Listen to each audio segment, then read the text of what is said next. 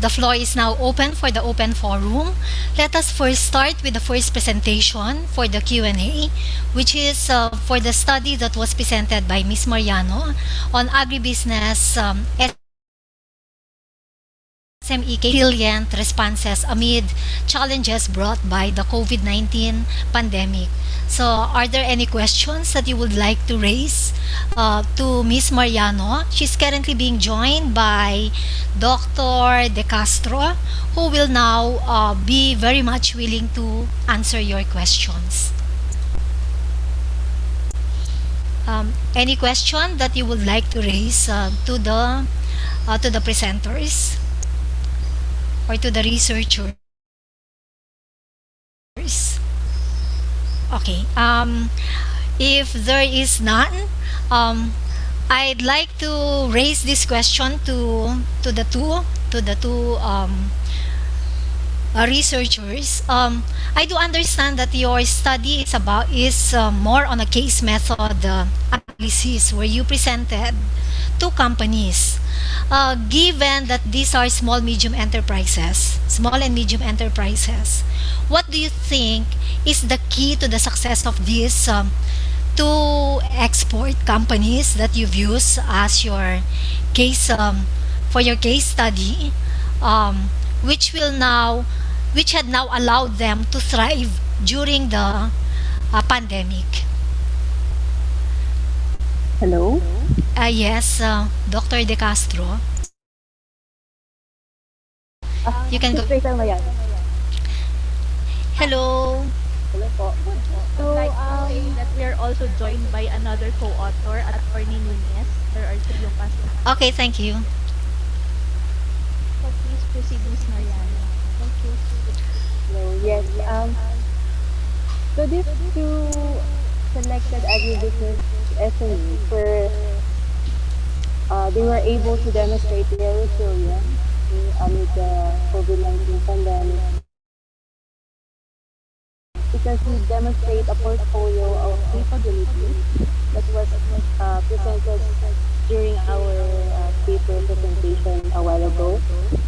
They were able to demonstrate their technological capabilities, their flexibility in decision making, their abrupt change in their or parts of their business model.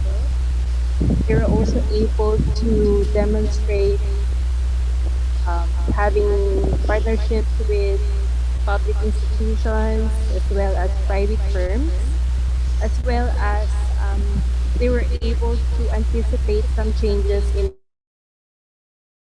the market and the cost structure. And so, so they were able to become, they're thriving despite this pandemic. Okay, thank you. When you conducted, is it an interview that you have done, or is it a survey method that you've utilized for this particular case study, or did you conduct a focus group discussion among the managers? Because this was not mentioned in the presentation. So the main source of information was of the selected agribusiness SMEs. Those transcripts were based from the 2020 webinar series conducted by our department, hosted by our department and co-hosted by the College of Economics and Management in UTL. So we did a thematic analysis. So it's not really the traditional case method analysis that we know that we are conducting very analysis of the cases. What we did was we analyzed the narratives. We tried to capture what are the themes that emerge from the transcript, as well as from the other articles and in the website of the company. We gathered all them up and looked for the themes. So it was rather Than a case study. yes, the traditional case study that we know. Okay, thank you. Okay, thank you very much. Any other questions that you would like to raise to um, the authors of this study? Okay, if there is none, yes, Dr. Professor Manawis. Thank you. Okay. Before we proceed further, I just would like to ask our listeners if this start with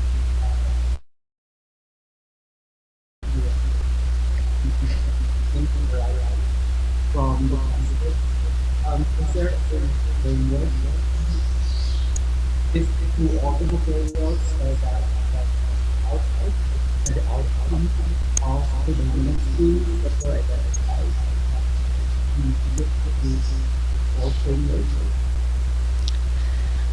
Sir, you're a bit choppy. I'm not really sure whether they were also able to follow um, what you were asking. Can you repeat your question, please? I think it has something to do with the model that they've used, and if it has something to do with the outcome Yes, related to the output that they had produced. yes, I'm sorry. Am I clearer now? A bit, but it's still Cannot hear choppy. you, May sir, I very encourage well. also, sorry, may I encourage also everyone to mute themselves when they're not speaking because I'm receiving a lot of echo on my part. Thank you. Okay. It's yeah. I think this is better. Am I coming in clearer now? Yeah. Thank you. So yes, I was saying was this is a very interesting research, and it seems it's a non-traditional form, and since the basis for gathering transcripts. May I ask the researcher if there was a framework that was used to actually sift the information through so that the predominant themes and concepts that were taken from the transcripts would be put more solidly into a semantic analysis framework? Good afternoon, sir. So I will be happy to answer your question. So because of the limited researchers are currently experiencing, we have decided to get the information from the transcript, as was earlier answered by my co-author. So yes, we based our thematic analysis on Manfield and Newey's framework of entrepreneurial resilience. So according to these frameworks, there are three main themes for measuring or describing entrepreneurial resilience. First is the threat and disorganization, the of capabilities, and the third refers to the response and business strategies. So we chose these three main themes based on the very detailed framework of Manfield and Newey that is applicable to our study. Thank you. Thank Okay, you. thank you, De Castro. Thank you, Dr. De Castro. Okay, can we proceed with the second research presentation, which is entitled wait, Cross-Sector Partnership for Social Enterprise Sustainability Strategy, Implications for Business Resilience Amid the Pandemic. Okay, the floor is now open for questions that you would want to raise uh, or to ask Dr. Dakuyan. She's currently being joined also by Dr. Depositario.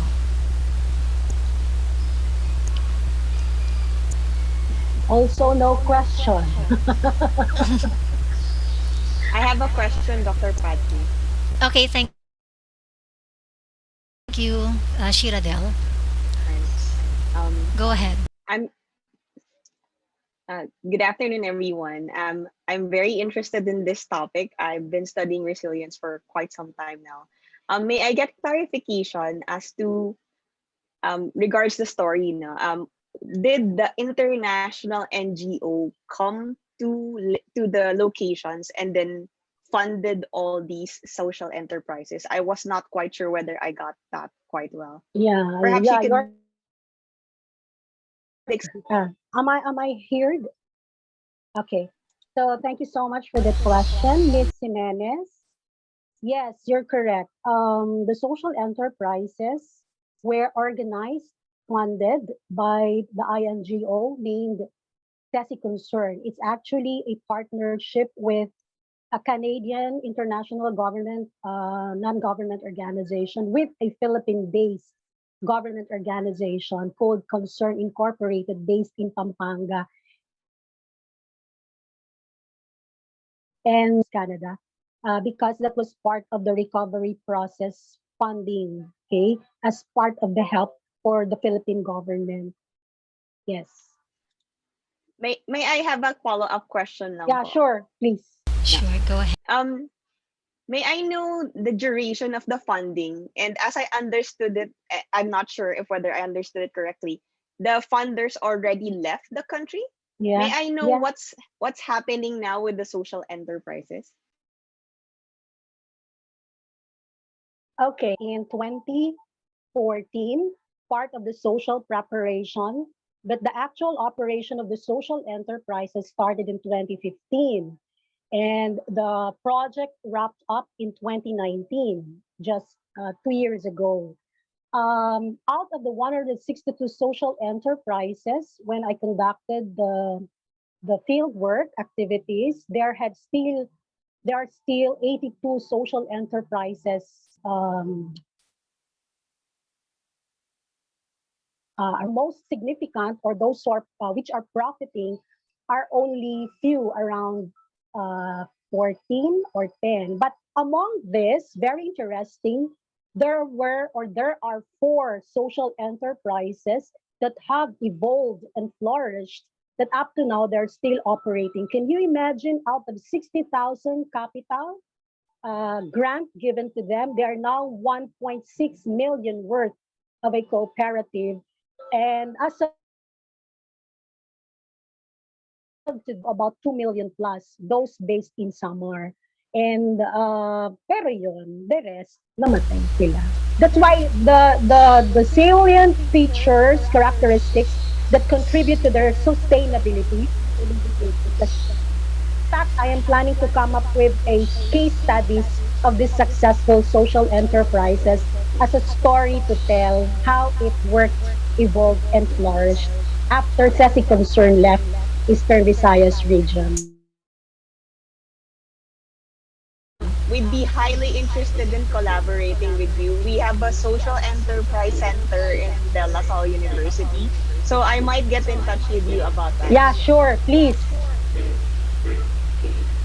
Okay, Thank you, thank you. Dr. Thank you very Maitino. much.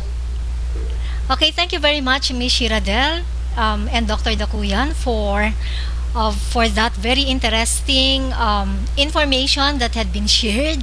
And we're so happy that most of these social enterprises had survived and are now profiting from this, or probably are now thriving as a successful enterprises. And we will now proceed with the Q&A for the third presentation that was made by Dr. Robert Manawis on the use of whiteboard model. So, is there any from the group who would want to share or probably ask questions regarding the presentation that was made by Professor Manawis?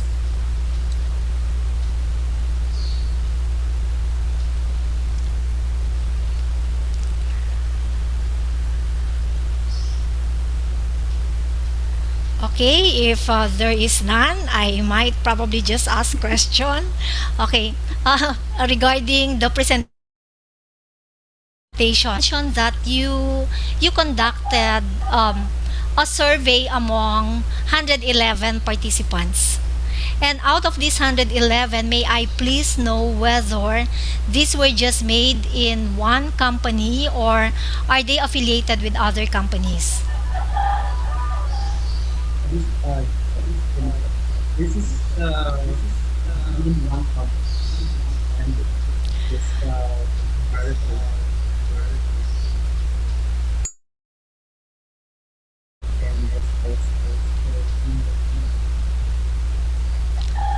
Okay, the reason why I asked whether they are connected with different companies or just with one company, because you presented organizational culture, which is one of the models that you've used aside from the ODQ. And you also mentioned that you didn't only use the six models for the ODQ, but you've used the seven, which includes, if I'm not mistaken, attitudes. And given this, there's only one company, and you've presented, if I'm not mistaken from your presentation, you presented for organizational culture. So we have, I can't remember I can't recall anymore the presentation, but how will you now be able to present this if you're only conducting um, a study for just one company and not two or three companies? Thank you for actually the culture that we try to assess was there actually in the culture of this one before and after this we understand Sorry, I cannot that hear Dr. So Manawis. Can we mute ourselves when Dr. Manawis speaks? There you go. Thank you, everyone. all right, thank you. Yes, so as I was saying, the objective of the paper actually was to study whether of this one company, this organization. That's why this was a pre and post pandemic analysis on the culture. And as I presented, Quinn and Cameron's model, that was the questionnaire that was used. Um, the objective of that was to see whether of the four types of culture based on the framework by Cameron and Queen, was there a change? Because as you've seen in the data, in 2019, the company was more family oriented. It was clan. People were more oriented towards being knit together. People see each other as kuya, ate. And therefore, the way that the organization worked was more what we've seen was because of the effect of the pandemic, where transportation, communication was impeded. And also, as the company tried to survive through the pandemic, what happened was the clan or family culture, this was very interesting to take note, shifted into a hybrid of three behaviors. The behavior of a clan, it was still there because it was in the 20s on average. And the behavior which is more related to innovation and being able to respond to customer demands. And also the market culture, which was focused on being competitive. It was still there. And that was actually the output of, or the impact of the pandemic, where the three regions, Luzon, Visayas, and Mindanao, were all put on lockdown, and that's how it emerged. The company now shifted from just being a family-oriented organization into a hybrid of the three. Of that identification was that we saw that the company evolved.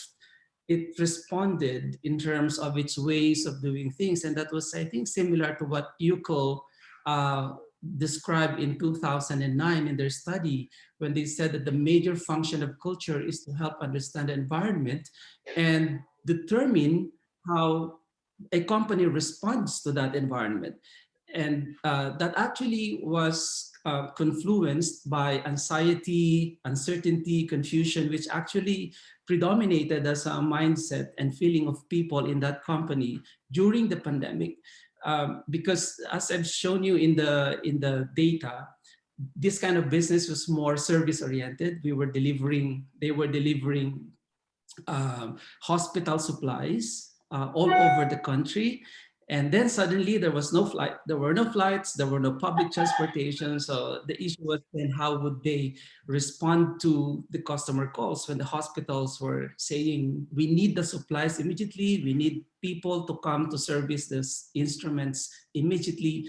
And with all of this confluence of challenges, the organization shifted from being very, very clannish and family oriented, and they responded by helping each other get to the customers and provide the service. It is also for me, it's my first time to see a hybrid of three cultures melding in one company. And that was a very interesting finding in this paper. Okay, thank you very much. Just a suggestion, since you said that they operate nationwide. So they have Visayas, Mindanao, and Luzon operations. Maybe you might also be interested for another study that you can conduct by using the same variables or same survey instruments that you've used. You can probably explore differences in the organizational culture in different regions, or probably in different areas, like in Luzon. This can be another study that you can utilize as part of your um, um, next study. Anyway, let's now thank you very much. Let's now hear from the presentation or Q&A or questions that you would want to raise to Ms. Shira Del Jimenez on their presentation related to resilience amid the pandemic, the stories of selected social enterprises in the Philippines. Any questions that you would want to raise to me?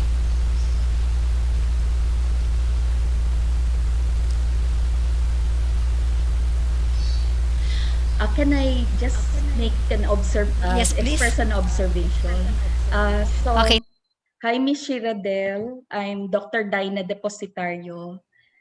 Hello po. Congrats for your paper. I would just like to express an observation that in the case of the first social enterprise, the one who was where of the farmers, it seemed that the pandemic made the social enterprise more relevant. That's just my impression. So it would really be interesting to find out um, uh, which social enterprises under the pandemic became more relevant compared to others. That's just my suggestion. Thank you for that, Dr. Depositario. We're actually noticing that, sorry, we have kasi ano a data set that's more beyond this what I presented. We are noticing that the ones in the industry of in food, right? And all these related agricultural businesses are thriving. Of course, this will be assuming a lot of things, like for example, where are they digital, and all these other things that might be necessary to combine with the business model associated with food. So that's what we're noticing right now. But thank you for Okay, thank you. Any other questions that you would want to raise?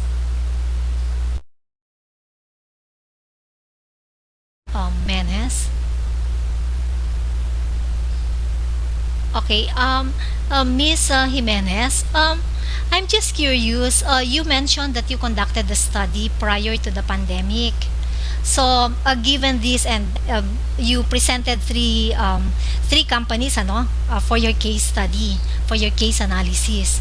How were you still able to conduct further maybe interviews or FGDs or any instrument that you can use for you to be able to determine the resilience of these three companies that you've used for this study?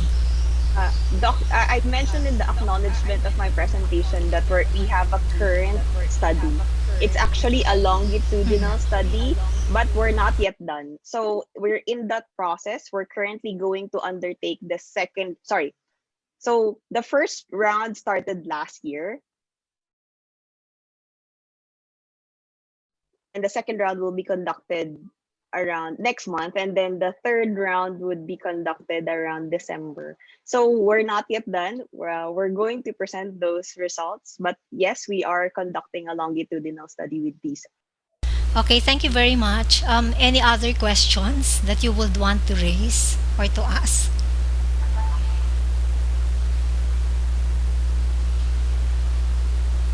Okay, if there is none, let me wrap up the presentations. We have heard the important roles played by social enterprises and the small and medium enterprises. We have witnessed the presentation how COVID-19 pandemic had adversely affected the businesses, especially the small and medium enterprises and the social enterprises. Professor Manawis, it had created paralysis among firms not only in Metro Manila but in the entire country and of course worldwide. We have also witnessed how the disruption created a domino effect among firms around the country. Some had thrived as a result of the pandemic and others had um, other companies have died. Um, Hence, let us also remember that this did not only affect local businesses but also consumers and suppliers.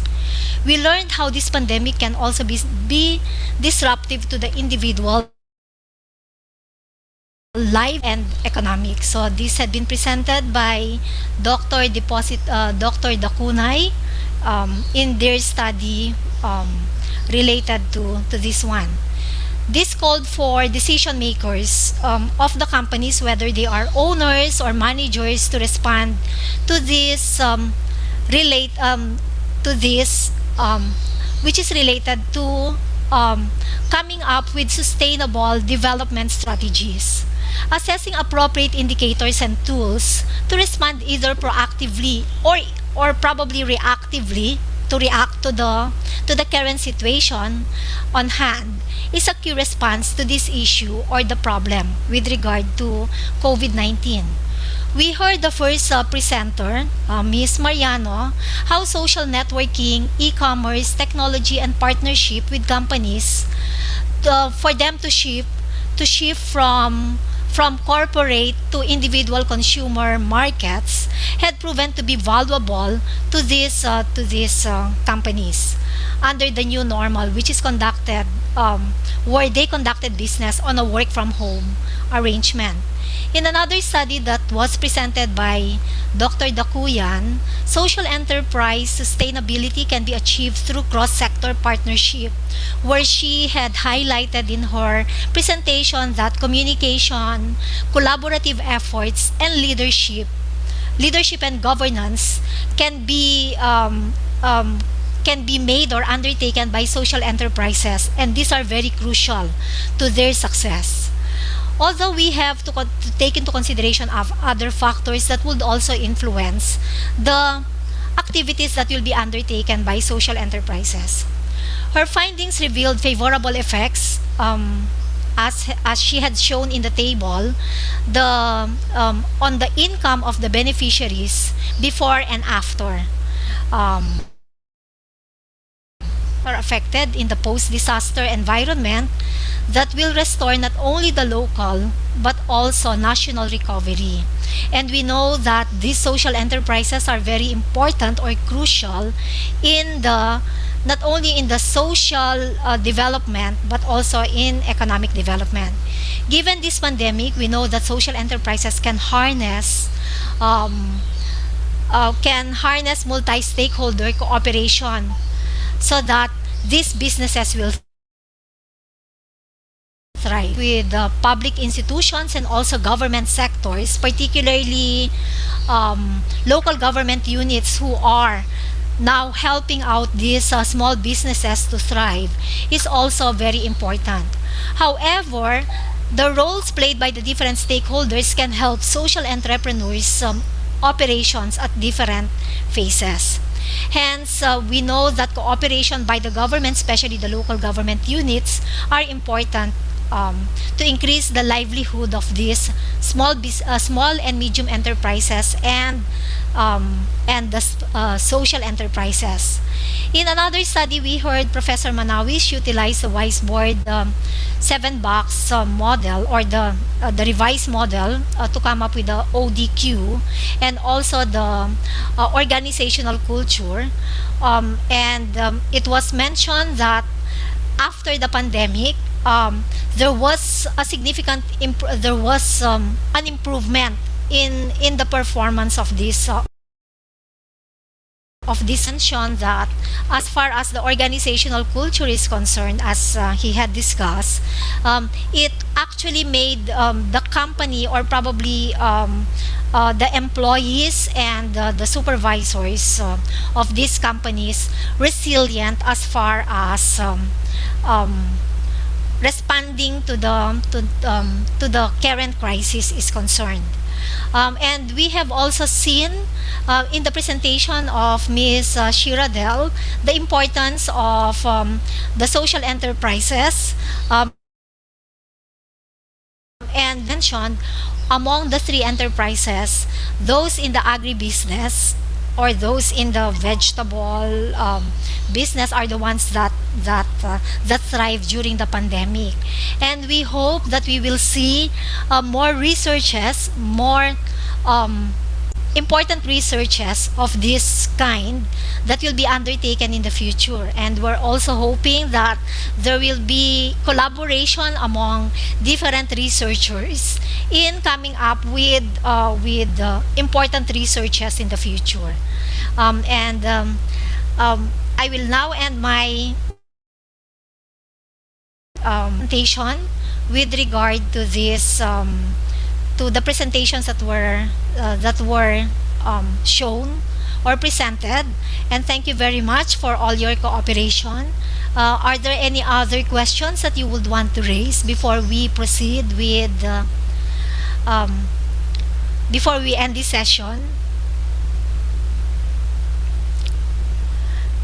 If there is none, then we can probably proceed with or we can go back to the, is it possible to go back? Yeah, Pwede na yata, di ba? Yeah, we can leave the room and then we can just go back to the main session. main session. Okay, thank you so much. Thank you very much for all the presentations. Yes, for the ay, Dr. Professor Manawis. I just want to thank everyone. It was really enlightening and a good session. Thank you. Thank you so much, Professor Manawis, Ms. Mariano, Ms. Jimenez, and Dr. Depositorio, and Dr. Wait, I might. Kuyan. Dakuyan. Yes, Dr. Dakuyan. Ang nasa isip ko kasi Dakanay Dakuyan. A nice presentation, and we've learned a lot from these researches. I hope that you will continue conducting these researches in the future, and I hope you can also collaborate with each other. Okay, thank you so much. Okay, have a great day. Doc Libay. Before Yes we po, leave po, Doc for Libay, the- ma'am, ini-stop po tayo ni Doc Emmy to flash lang daw po yung e-certificate nila. I-share ko lang. And Ay, oo mag-group nga pala, photo- yes. mag-group Oo, yung photo po e-certificate. tayo. Oo. Then group photo po, Oo ma'am. nga, thank you. Sige po, sige po. Meron pa tayong 9 minutes. Oo, ma'am. sige. 9 minutes pa. Ikaw nagagawa na no, yung group photo. Okay, sige. Okay, thank you. Wala po, ma'am. Wala po sa inyo.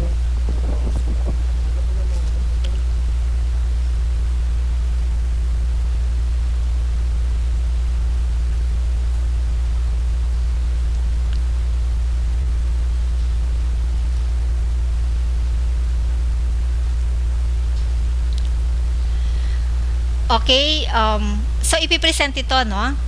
Okay, certificate of presentation. This certificate is awarded to Dr. Flor Delis Dacuyan for presenting a research paper in the first AUN-BE conference on April 16, 2020.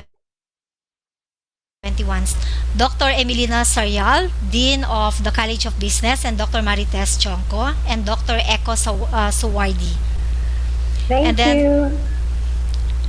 next one, um, we are also, the certificate is awarded to Dr. Melody Marciana de Castro for presenting a research paper in the first AUN. And then for the third one, this is all, the certificate is awarded to Dr. Dina Pura Depositorio. Thank you, even if it was Flor who defended. Thank you. Okay. And then of course to the certificate is also awarded to Dr. Raymond Habaradas.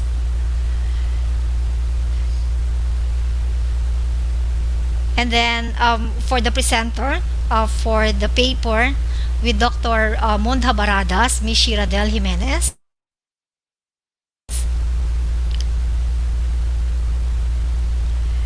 And then of course Professor Roberto Manawis.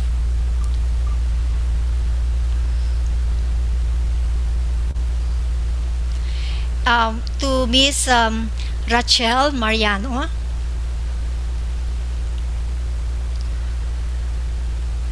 And to Mr. Ian Benedict Mia.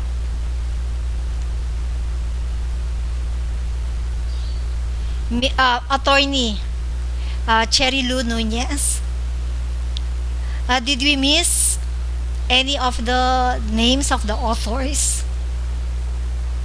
Wala I na think po. that's Okay. So yung group photo na. Thank you.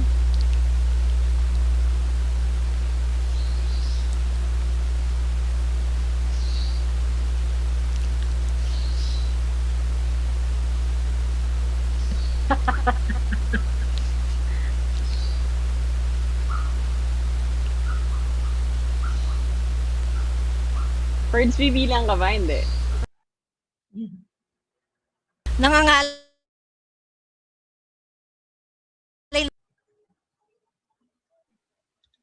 Birds, you're on mute, Birds. We're missing Alec. Mr. Alec. Never mind. Okay, ready na po. 5, 4, 3, 2, 1. Smile. Isa pa. One more. 5, 4, 3, 2, 1. You, Birds. Thank you, ma'am. Thank you po sa inyo. thank you. Sir and ma'am, thank you po. Thank you. Ma'am, as per Sir Ian po, automatic po tayo ibabalik doon. So may 5 minutes. Or we can go back na lang po. Pwede naman daw po mag-date. In case lang daw po na mapa-early tayo, we can go back to other sessions. Noted, Birds. Thank you. Thank you, ma'am. Ingat po. Ingat kayo. Stay safe.